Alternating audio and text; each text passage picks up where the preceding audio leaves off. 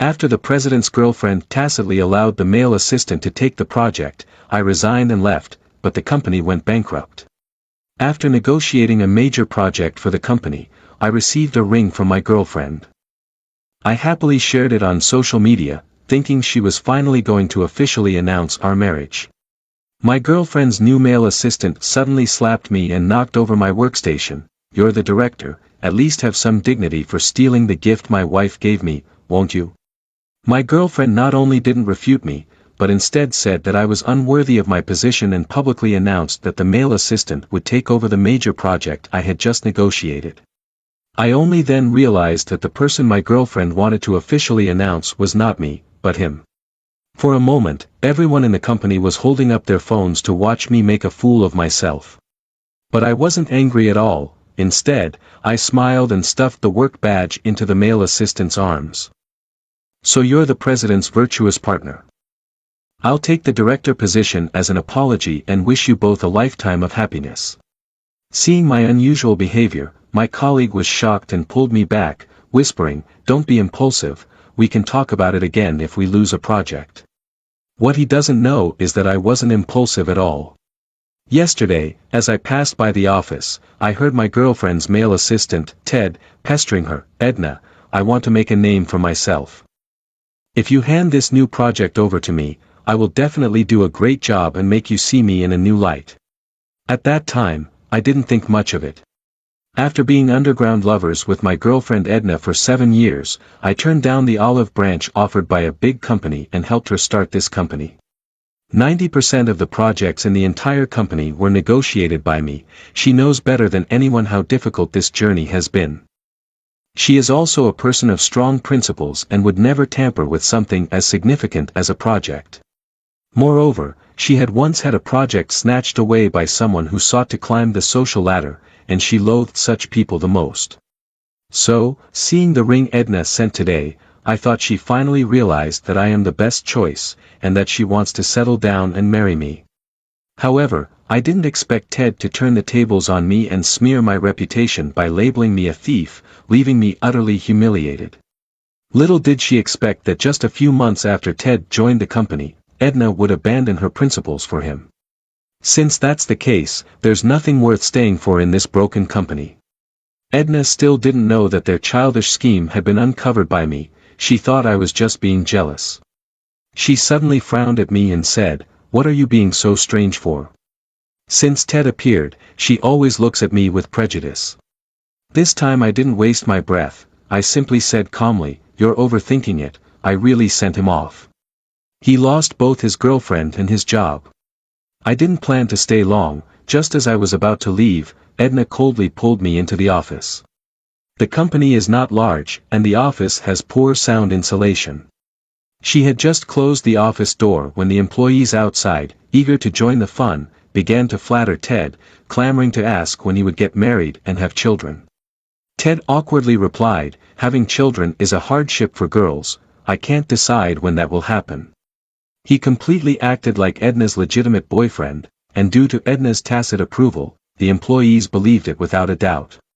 Edna, upon hearing this, suddenly froze her hand that was pouring water, realizing she owed me something. The usually strong-willed her rarely softened her tone as she explained, "Ted is just a child who doesn't understand. He only said that because he thought it was fun, so don't take it to heart. He has relatives at the client company, and this project was able to go through thanks to him." I looked at her speechlessly. How ridiculous. Party A, Thunder Company, has a professional technical department and does not require outsourcing, so they rejected the collaboration from the very beginning. It was my unwillingness that led me to seek out various gifts from my grandfather and grandmother, just to meet with the person in charge on the other side. He generously gave me 30 seconds, and I seized the opportunity to introduce the product. After seeing my strength, he offered a high price to recruit me, but when that didn't work out, he agreed to cooperate. I stay up all night and run around for the project every day, but she sees none of it. Ted casually mentions something, and she believes it to be true. But if she thought about it even a little, she would clearly understand that if Ted really had those connections, he wouldn't be working as an assistant in this small, shabby company. Or perhaps she understood everything, but was just pretending to be confused. Seeing that I remained silent for a long time, Edna lowered her gaze for a moment, then stood up and made me a cup of coffee. Leaning close to my ear, she whispered, "I'm just acting with him, my only marriage partner will be you." In the past, every time we argued, when she softened her voice and made promises to me, I forgave her without any principles. So this time, she felt it would be the same, and with a wave of her hand, she said, "Continue with your work, I will take charge of the project." What she doesn't know is that I no longer want her. I pushed the chair away and stood up. "There's no need to go through all that trouble, I'll just leave." Saying this, I took out the resignation form, wrote it out in a flourish, and without hesitation, turned around and walked out of the office. Ted saw that I was about to leave and hurriedly stopped me, feigning grievance as he said, "Hernando, I know you are a master in the industry.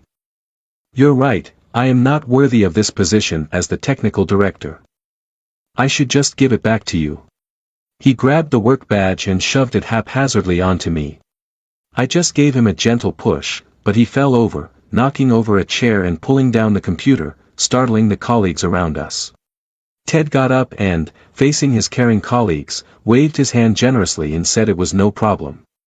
Edna, disturbed by the sudden noise, rushed over in her 10-centimeter high heels. Once it was confirmed that Ted was fine, she frowned and glared at me. "Hernando, don't think that just because you're a long-time employee, you can do whatever you want. Yes, Hernando, the transition between old and new is also for the company's development. Don't take advantage of your seniority to bully the newcomers." The one who spoke the harshest words was my protege Walter, whom I had personally promoted. "Isn't it just a few projects discussed? He really thinks of himself as the boss. Seems like he's addicted to forming cliques, even a genius like Ted doesn't respect him. After all, we have been colleagues for many years, and I am the sales champion." In the past, everyone would respectfully call me Big Brother when they saw me. Now, one by one, they gaze at me with glee, wishing I would just roll away immediately. It doesn't matter anymore, let these people say whatever they want, I'm not going to serve them. I left the company without saying a word. Edna jogged up to me, and seeing that no one was around, she rubbed her brow and said, "You've been too tired lately. I'll give you some time off, you should rest for a while. Today is our 7th anniversary of being in love, so just stay at home and wait for me. I've prepared a surprise for you." As she finished speaking, the elevator arrived just in time, and I stepped in without saying a word. When I got home, I cooked something for myself, not intentionally waiting for her, and she still hadn't returned by the time it got dark. I put on my shoes, tidied myself up, and went out to meet the person in charge from the client, but I ran into a colleague on the way. The boy was slow to react, so he didn't distance himself from me like the other colleagues. Instead, he greeted me warmly. "Hernando, you are going to the promotion party that Edna is throwing for Ted, right? Let's go together, we'll split the travel costs." He happily said that he finally didn't have to squeeze into the subway anymore, but I shook my head and said, "No." He glanced at me awkwardly and said, "Didn't Edna call you?" I nodded indifferently and walked away. I faintly heard him mumbling his complaints. Edna really is protective, but I didn't turn back. She never protects anyone but Ted. For Ted, she could do anything, and canceling plans was not something she hadn't done before. Previously, I was hospitalized with pneumonia. She said she would come to the hospital to see me after the meeting, but I waited until dawn for her to finally arrive, saying she had been working overtime, when in fact she had been watching a movie with Ted. Some time ago, we had planned to take couple photos. I waited in a suit until the store closed, and she finally arrived, saying she was delayed by some last-minute work. In reality, she had been out shopping with Ted, buying a few well-fitting clothes. There are countless events like this, and every time I inquire, she retorts with an attitude of, "Work is the most important," making this way of interacting truly exhausting. In the cafe, the person in charge from Party A looked at the progress I submitted and exclaimed, "Hernando, are you really not considering changing jobs? The salary would increase tenfold." This time I did not refuse. The person in charge from Party A happily suggested that any requests could be discussed. After discussing the benefits and compensation with him, I returned home to find Edna had already packed the food and was sitting on the sofa waiting for me. She cancelled on me again. In the past, she would explain a whole lot, but this time she said nothing at all. After a moment of silence, she pushed the lunchbox in front of me and said, "You must be tired today too, so don't bother cooking. It can be heated up and eaten." I looked down. The plastic lunchbox was a haphazard pile of dishes, lacking any aesthetic appeal, with stir-fried and boiled items mixed together, and I even spotted a piece of steamed cake soaking in the soup. It was clearly leftover food, carelessly packed. They couldn't even bear to sort and pack it, they just threw everything into one big box, and just looking at it was unappetizing. I waved my hand, "No need, I've already eaten." Edna looked at me deeply, and the usually cold her took the initiative to wrap her arms around my waist. "I'm sorry, he just got promoted after all, and as his boss, I have to show some support. I know you've been wronged during the day, so let's get our certificate this weekend." Hee hee. That sounds really nice. But when I was promoted to director, I was so happy that I took the initiative to treat myself to a promotion party. I sat in the private room eagerly waiting, while the waiter reheated the dishes 5 times.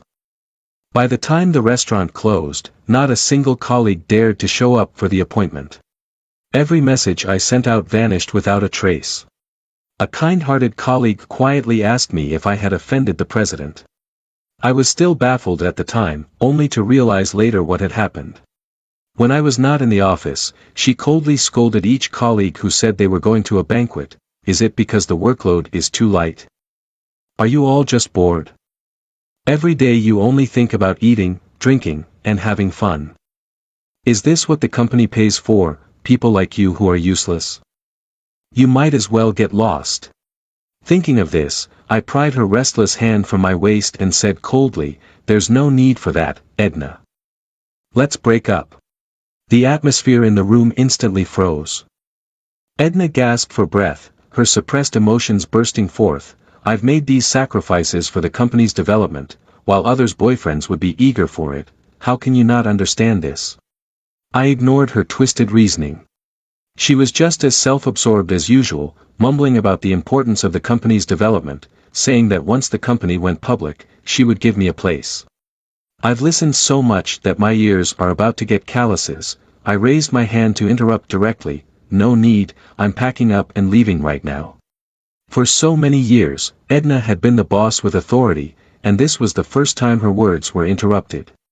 Her face turned red with anger as she glared at me for a long time before coldly huffing, "No need, I'll just leave." She slammed the door and left with a bang. I didn't chase after them, quietly packing my things. Party A arranged for me a free luxury single room in the staff dormitory, which I can move into at any time. I just finished packing my things and called the moving company. When I was almost done with the move, I coincidentally ran into Ted escorting Edna home. They walked together, fingers interlocked, chatting and laughing. Edna also changed her aloof demeanor of the cold goddess, lowering her head with a charming smile, standing beside Ted, looking like a demure little bird relying on him. Ted discovered me first and deliberately held on tighter. Edna sensed something was wrong, followed his gaze, saw me, and quickly let go of his hand. She walked up to me, habitually ready to explain, but when she saw me loading things into the car, she was taken aback for a moment before changing her question. "It's so late, where are you going?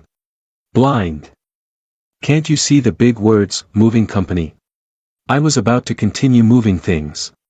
Edna suddenly blocked my way and thrust the clothes she was holding into my hands. Seeing that I didn't move, she took the initiative to pull out the clothes and hold them up to me. "I know you've been busy lately and haven't had time to buy clothes, so I picked these up for you while passing by the mall. Did you buy this for me? I wear size XL, but this brand shirt is size M."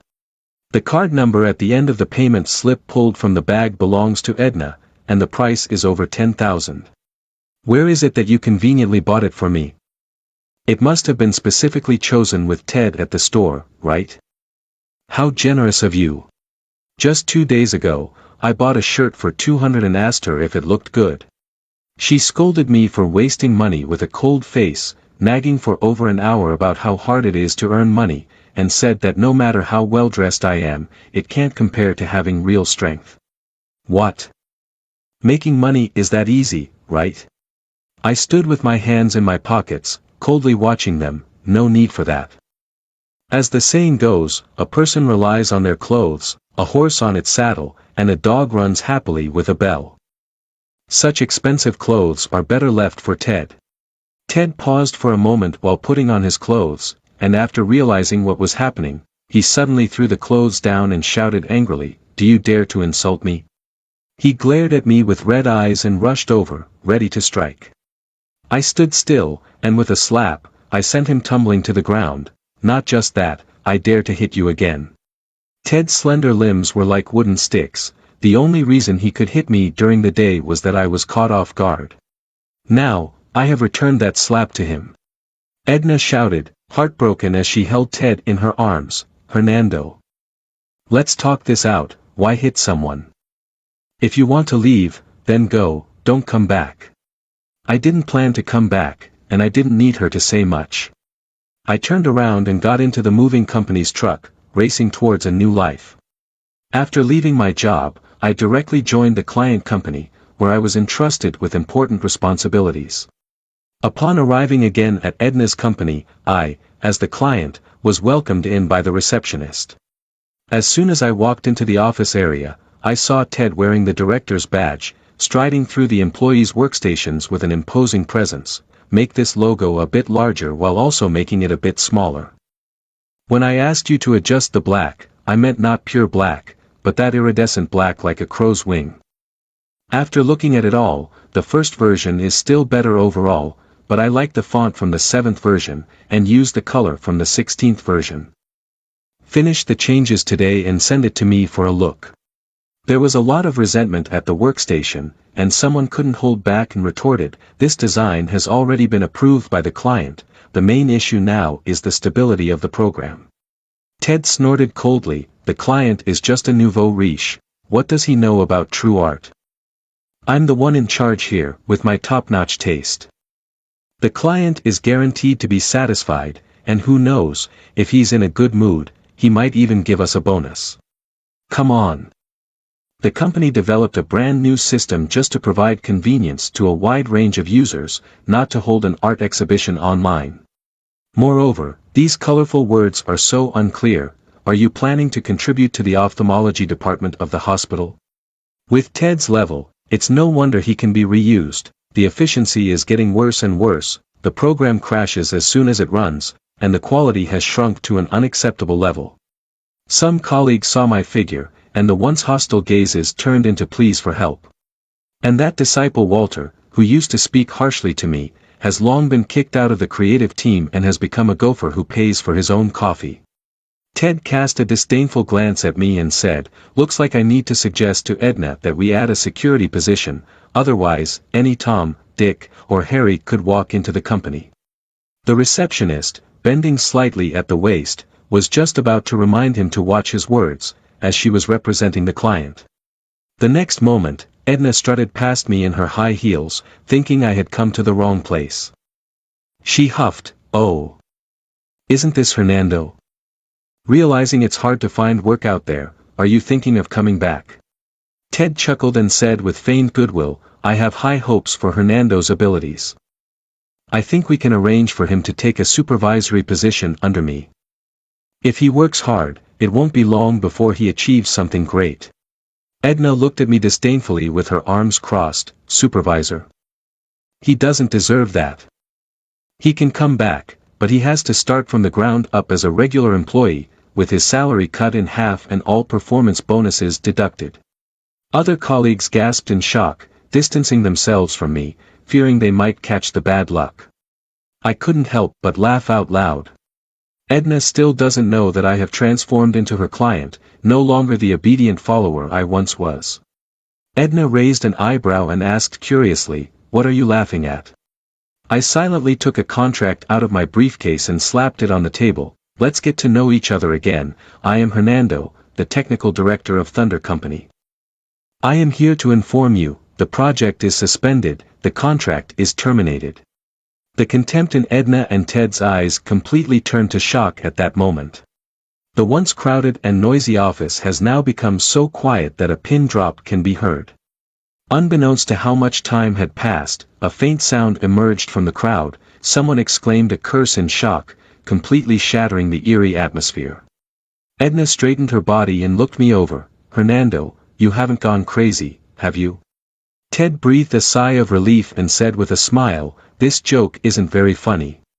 A joke? I looked at Edna coldly. If it's a joke, just take a look at the contract and you'll know. Edna immediately put on a stern face and leaned over with Ted to look at the contract, her expression growing increasingly grim. When she found out that I had really become the director of the client company, she looked at me in disbelief and asked, is the contract termination your way of getting back at me? She was thinking a lot, but I didn't have that kind of time. The quality submitted by your company seriously deviates from what we discussed at the beginning, and it has also affected our reputation. It's not just about terminating the contract, this is the compensation you need to pay. Saying this, I took out another document from my briefcase. Edna stared wide-eyed at the string of numbers, shocked, and exclaimed, are you robbing me? I spread my hands and said, if you're not satisfied, you can file a lawsuit in court. The Thunder Legal Department will accompany you to the end. Goodbye. I turned and left, leaving a group of people staring at each other in bewilderment. As soon as I stepped out of the company door, I heard Edna's roar at the receptionist, why didn't you say something sooner? This situation is all your fault, you're fired. It's still the same as before, just knowing how to vent anger on others. The real culprits behind all of this are her protected leader and the talentless Ted who oversees everything, yet she only targets the innocent receptionist. As soon as I reached the elevator, Walter caught up with me, his head lowered in apology, Master, please take me with you. I know I was wrong. This little bastard only makes me pay for coffee and run errands, never letting me do anything good. Walter graduated from university and started working under me. For 3 years, I devoted myself to teaching him, almost chewing up knowledge to feed it to him. But he trampled on me when I was down and now he wants to shamelessly come back to me. Where in the world is there such a good thing? I looked at him coldly, what is Walter talking about? I'm just someone who only knows how to form small groups, I can't offer you any opportunities for promotion. You can really learn a thing or two about flattery and sycophancy from Ted. Walter turned completely pale. As I stepped into the elevator, I saw Edna rushing over in a hurry. I pressed the elevator button first, and she stomped her feet in anger, shouting defiantly, it's just one project, if it's gone, it's gone. I'll get you more projects to see. I refuse to believe that if the company goes under, you won't survive. I didn't respond. With the foundation I once laid, even if I'm not there, the company will operate normally and won't go bankrupt. But if the position of power is still given to Ted, then it's hard to say. I returned to the company, worked diligently, led the team, and developed a brand new system, achieving great success. The boss personally hosted a banquet to congratulate me. The boss specifically booked a large private room and invited our entire technical department. Everyone walked in, arms around each other's shoulders, with smiles on their faces. As I was about to enter amidst the crowd, I saw Edna, drenched in sweat and looking flustered, appear at the door, her high heels having broken a strap. Did you change your phone number? She no longer had the aggressive tone from before, just a hint of complaint in her question. She must have been very anxious these days, unable to get in touch with me. I don't know where she heard the news, but she actually showed up at my celebration banquet. I stepped past her and entered. She was eager to catch up. I stopped in my tracks and coldly stared at her. This is our company's gathering, outsiders should please leave. The etiquette lady awkwardly walked up to Edna and said, I'm sorry, ma'am, but our store has been booked exclusively by this guest today. You can come back next time. Edna looked at me as I entered, anxiously shouting, I'm his girlfriend, I'm here to find him. The etiquette lady maintained a friendly smile, but that gentleman doesn't know you, so please step outside first. Edna called my name several times, but I didn't respond, and she stomped her foot in anger and ran away. The boss looked at me with a smile and said, "The reason you wouldn't leave before was for her, wasn't it?" I tugged at the corner of my mouth and said, "Yes, but not anymore." The boss smiled and patted me on the shoulder. "Let's not talk about the past anymore. Today is your celebration banquet. Everyone eat well, drink well, and have fun. Money is no object." Everyone cheered and celebrated, with endless praise pouring in. I smiled and responded one by one while holding the cup. Edna stood outside the store, shivering in the cold. She pitifully leaned against the transparent glass, staring at me. I waved to call the waiter over, and her eyes widened in surprise, excitedly thinking that I had softened and compromised.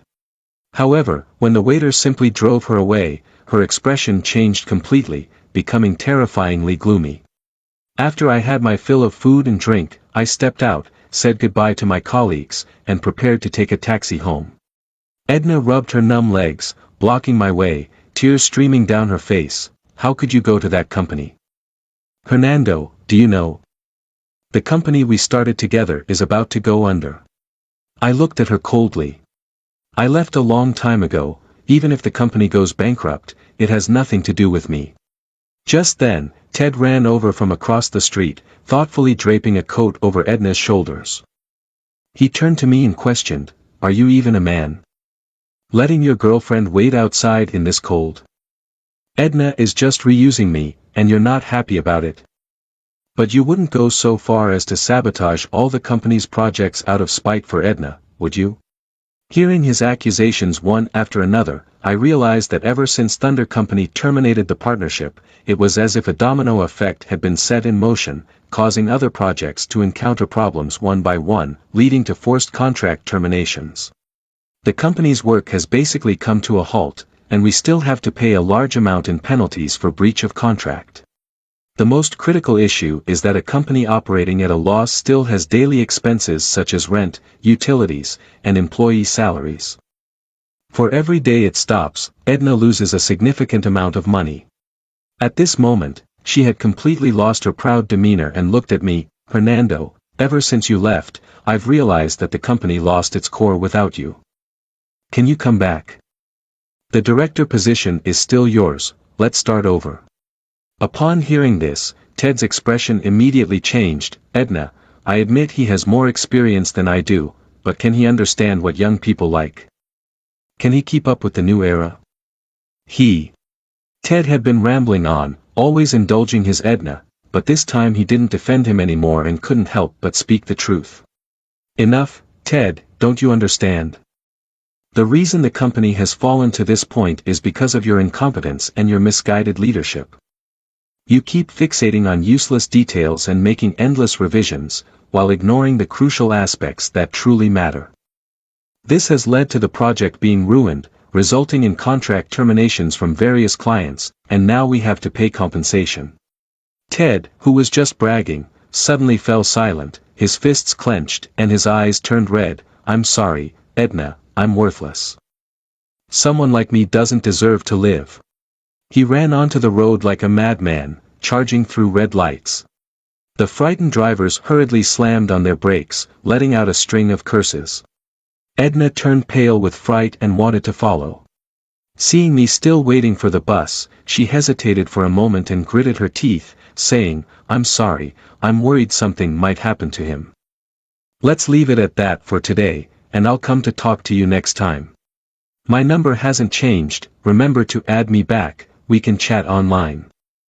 As she spoke, she called out Ted's name while chasing after him. My ride arrived, and I got in without paying her any mind. Laughing to death. "We've already broken up, and you're still thinking about me adding you back." When I got home in the evening, I saw that Edna had sent several friend requests and kept asking me why I hadn't accepted them. I didn't reply. After a beautiful sleep, on her way to work the next day, Edna, with dark circles under her eyes, was stuck in traffic. "Hernando, do you really not care if I live or die? I really can't take it anymore. I silently avoided her. Don't you have a high-achieving student studying abroad? Can't he find a way? Edna had a look that said, I knew you were still angry, and she smiled as she assured, I know you're still mad at him. I've already fired him, and the position of director will always be yours from now on. When a person reaches the extreme of silence, they will laugh out loud. I am a director at a large company, highly valued by my boss, with a high salary. Why should I go to her nearly bankrupt company to be a laborer? I shook my head and was about to leave when suddenly someone in the opposite building shouted, and a crowd gathered around. Ted stood on the rooftop across from Edna, calling her, Edna, it's me.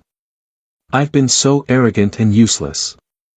I've betrayed your trust, and now the company is on the brink of collapse. Firing me isn't enough. I can't repay you with money, I can only pay with my life. Edna cried out in a panic, Ted, please calm down. I'm just temporarily suspending you. Once the company gets better, will you come back? Ted spoke firmly, I don't want to hold you back. Edna's face turned pale with urgency, and she gritted her teeth, Ted, come down, the director position is still yours. I didn't stick around to see the commotion, I left after Edna answered the phone, and I don't know what they talked about afterward. This incident alarmed the firefighters, and the noisy crowd around them was aware of it. Even our colleagues in the company are discussing it. Do you know about that kid who jumped off the building? He was just threatening the company, he didn't really dare to jump. He got pulled back by the firefighters and ended up so scared he wet himself. A group of people laughed and joked, busying themselves, and before long, the entire morning had passed. My colleague and I went downstairs to eat, and Edna ran over with the coffee she had just bought. Fernando, I'm sorry, the situation was special at the time. But don't worry, even though I promised him the director position, I didn't specify which department. She playfully winked at me, I've opened a brand new department, just giving him a framework to play with. The position of technical director belongs solely to you. I treated her like air, pulling my colleague past her, let's go eat at that Huangmen chicken place. Edna was neglected, trailing behind, looking for a chance to speak to me alone. But I finished my meal and went into the company, and she couldn't keep up. Later, she brought me flowers at the door every day, seeking reconciliation. I know you hate Ted, and I've kept my distance from him. Fernando, let's make up. She brings me a homemade breakfast every day, and it's always different, but I never accept it. In the past, when I was with her, she enjoyed my kindness while being entangled with Ted. Now that I have left her, I realize my regret. It's too late. The weather was too cold, and I didn't pay attention for a moment and caught a slight cold. On my way to the hospital, I passed by a ward. Edna was carefully attending to Ted, who was lying in bed, and gently said, Ted, this is the porridge I just made. It's a bit hot, so let me blow on it before you drink. By the way, is there anything else you want to eat? I can make it for you.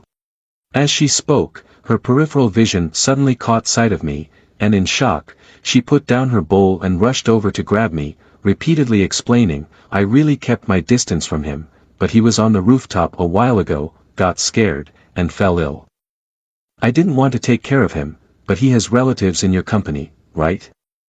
I was afraid he would retaliate, and for your sake, I took care of him. It's for me again. Her excuses are always the same few, repeated over and over. Doesn't she ever get tired of it? Moreover, on the day Ted jumped from the building, I saw his aunt, who was the cleaning team leader. How does he want to take revenge? Does he want his aunt to cut my internet cable? I pulled her hand away from mine and took a step back to maintain my distance. Edna, we've broken up, we have nothing to do with each other. Who you want to take care of or get close to has nothing to do with me. Edna was taken aback, her eyes reddening. She suddenly noticed the list I was holding and hurriedly asked, Are you sick? Where do you feel unwell? Let me get you some medicine, you should rest well. Edna reached out to grab the registration slip, and just as I was about to refuse, Ted suddenly shouted from the ward, Edna. My head hurts so much, I feel like I'm dying. Please help me call the doctor. Clearly, every hospital bed has a call button, and nurses are constantly coming and going, yet Edna still panicked and pushed me aside, rushing in to comfort Ted. She held Ted close, softly comforting him. In a corner where she couldn't see, Ted's gaze towards me was filled with provocation, exuding the demeanor of a victor. Bored. I shook my head and took the list to the window to get the medicine. By the time Edna remembered, I had already left, and she was searching for me throughout the hospital. Later, after a period of calm, she came out again, looking even more disheveled than before. She sold all her valuable jewelry and sold her clothes at low prices, all to raise a little bit of money. She looked at me, tears streaming down her face, and stubbornly wiped them away. Fernando, it must have been really hard for you when you were running those businesses back then, enduring disdain and still having to persevere. It turns out that during this time she had been busy running her own business, which is why she finally understood the hardships I had endured before. I smiled and said, yeah, when your company first started, it was too small. I had to negotiate deals as a technical staff member. Now it's different, I just need to do my job well, and there's a dedicated department for negotiations, so I don't have to worry about it. It's not tiring at all, and my salary is quite high. Edna froze, feeling quite awkward. After a moment of hesitation, she gritted her teeth and said, what does a salary matter? I can let you invest your skills, working for others is exhausting. It's better to be your own boss. I sneered, am I the owner of a company that's about to go bankrupt? Just as Edna was about to explain, her phone rang. On the other end of the phone, the employee said urgently, Edna, you need to come back quickly, Ted has cut his wrists. Edna shivered with urgency and took a step to leave. But just when our eyes met, she stopped in her tracks, gritted her teeth, and resolutely said, what Ted? He's already been fired. If he wants to commit suicide, call the police and send him to the hospital. I'm not a doctor, so why come to me? Saying this, Edna hung up the phone. She also pulled me to look, saying that she had deleted all of Ted's contact information and would definitely not contact him again. Dragging me and not letting me go, they started to ramble on and criticize Ted. Only then did I realize that she had been running around recently, and after much effort, she had finally secured a small deal due to her previous good performance. When Ted accepted it, he found the price too low and had a terrible attitude, even getting into an argument with the client on the spot. In a fit of anger, Party A terminated the contract, blacklisted the company, and spread negative rumors about it everywhere. Even Edna's reputation was tarnished, leaving her with no opportunities at all. Seeing that I had not responded for a long time, Edna began to play the emotional card, trying to win me back.